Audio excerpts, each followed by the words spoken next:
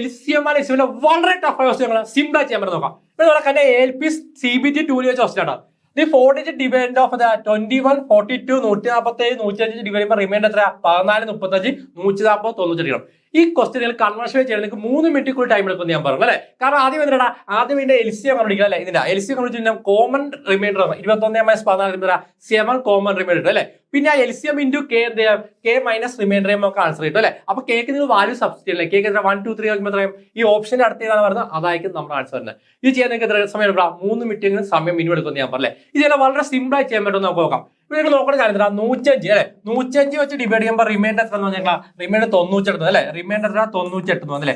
105 എത്ര 5ന്റെ മൾട്ടിപ്പിൾ അല്ലേ. അപ്പൊ 5 വെച്ച് ഡിവൈഡ് ചെയ്യുമ്പോൾ എത്ര റിമൈൻഡർ 98 ബൈ എത്ര 5 ചെയ്യാം. 98 5 വെച്ച് ഡിവൈഡ് ചെയ്യുമ്പോൾ എത്ര 3 റിമൈൻഡർ അല്ലെ. 3 റിമൈൻഡർ അല്ലെ. 3 5 റിമൈൻഡർ എന്തായിരിക്കും അവസാനം 3 അല്ലെങ്കിൽ 8 വരും അല്ലെ. 5 വെച്ച് ഡിവൈഡ് ചെയ്യുമ്പോൾ 3 റിമൈൻഡർ ലാസ്റ്റ് ഇതിലെ ഒന്നെങ്കിൽ 3 അല്ലെങ്കിൽ 8 വരും. ഓപ്ഷനിലൊക്കെ 3 8 ഓരോ ഓപ്ഷൻ മാത്രമേ ഉള്ളൂ.